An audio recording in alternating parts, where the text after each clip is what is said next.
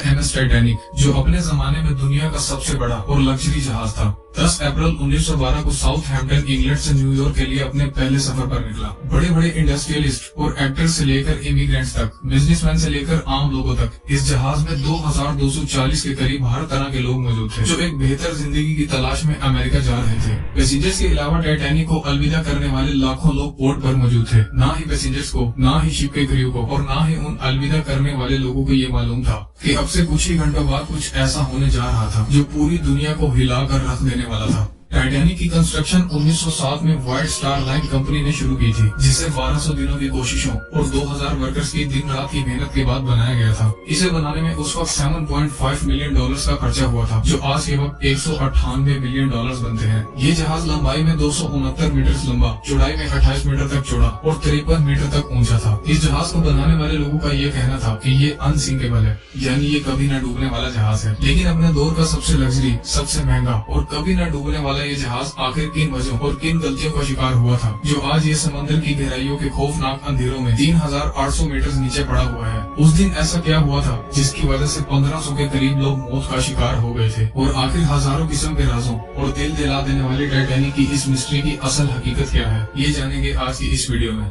10 अप्रैल 1912 को दोपहर के 12 बजे टाइटैनिक ने अपना पहला सफर शुरू किया था। उस दिन अटलांटिक ओशन बिल्कुल सुनसान और खामोश था, और किसी भी किस्म के समुद्री तूफान के आने की कोई भी वार्निंग नहीं थी। लेकिन अपने सफर पर रवाना होने के 2 दिनों बाद टाइटैनिक को अपनी पहली आइस वार्निंग्स मिलना शुरू हो गई थी। यानी जिस अटलांटिक ओशन में तैर कर ये अमेरिका की तरफ बढ़ रहा था, वहाँ पर आइसबर्ग्स मौजूद थे, यानी बर्फ के बड़े बड़े पहाड़ मौजूद थे। इन वार्निंग्स के मिलने के बाद टाइटैनिक ने अपनी स्पीड को कम किए बगैर ही 2 बार अपने रास्ते को बदला था। 2 दिन बाद 14 अप्रैल को फिर से टाइटैनिक को 7 आइस वार्निंग्स मिली थी, लेकिन शिप के कैप्टन और क्रू ने उन वार्निंग्स को इग्नोर कर दिया था। टाइटैनिक अब समुद्र के जिन इलाकों में मौजूद था, वहाँ हर तरफ अंधेरा ही अंधेरा था। लेकिन टाइटैनिक से कुछ ही किलोमीटर दूर एक और शिप SS कैलिफोर्नियन भी वहाँ मौजूद थी, जिसने टाइटैनिक को एक बहुत बड़े आइसबर्ग की वार्निंग दी थी, और उस वार्निंग को पूरी तरह से इग्नोर कर दिया गया था। फिर कुछ ही घंटों बाद शिप के क्रू ने खुद से कुछ ही दूर एक बहुत बड़े आइसबर्ग को देखा, जिसने उन लोगों के रोंगटे खड़े कर दिए थे। ये आइसबर्ग 400 फीट तक लंबा और 100 फीट तक ऊंचा था। जब तक इस आइसबर्ग की खबर कैप्टन तक पहुंचती, तब तक बहुत देर हो चुकी थी। टाइटैनिक के इंजन को फौरन बंद कर दिया गया, और साथ ही जहाज का रुख बदलने का भी ऑर्डर दे दिया गया। बेशक कैप्टन और क्रू ने आइसबर्ग से बचने की पूरी कोशिश की थी, लेकिन शिप का आइसबर्ग से फासला इतना कम रह गया था कि हर की गई कोशिश बिल्कुल नाकाम हो गई थी। ठीक 11:40 पर आइसबर्ग टाइटैनिक से टकरा गया। आइसबर्ग के टकराने के बाद शिप की बॉडी पर एक 13 फीट तक बड़ा क्रैक पड़ गया था, जिसकी वजह से शिप के निचले फ्लोर्स में पानी भरना शुरू हो गया था। टाइटैनिक आहिस्ता आहिस्ता समुद्र में डूबता जा रहा था। जहाज में हर तरफ अफरा तफरी का आलम बिछ गया था, और हर किसी को अपनी जान बचाने के लाले पड़े हुए थे। शिप पर मौजूद कई लोगों ने पानी में छलांग लगा ली थी, और बहुत से लोग लाइफ बोट्स पर सवार हो गए थे। कुछ ही घंटों बाद एक शॉर्ट सर्किट की वजह से टाइटैनिक की पावर भी बंद हो गई थी, और अब हर तरफ बिल्कुल अंधेरा हो चुका था। थोड़ी ही देर बाद टाइटैनिक 2 हिस्सों में टूट गया था, और देखते ही देखते पूरा समुद्र के अंदर डूब गया था। इस हादसे में 1500 लोग अपनी जान से हाथ धो बैठे थे, और 700 के करीब लोग जिंदा बच गए थे, जिसमें ज्यादातर बच्चे और औरतें थी। टाइटैनिक के कैप्टन स्मिथ आखिरी वक्त तक लोगों की मदद में मसरूफ रहे थे, और आखिर में वो भी अपनी जान से हाथ धो बैठे थे। वार्निंग मिलते ही टाइटैनिक ने इमरजेंसी हेल्प के सिग्नल्स भेजना शुरू कर दिए थे, लेकिन जब तक कोई शिप वहाँ पहुँचता, तब तक बहुत देर हो चुकी थी।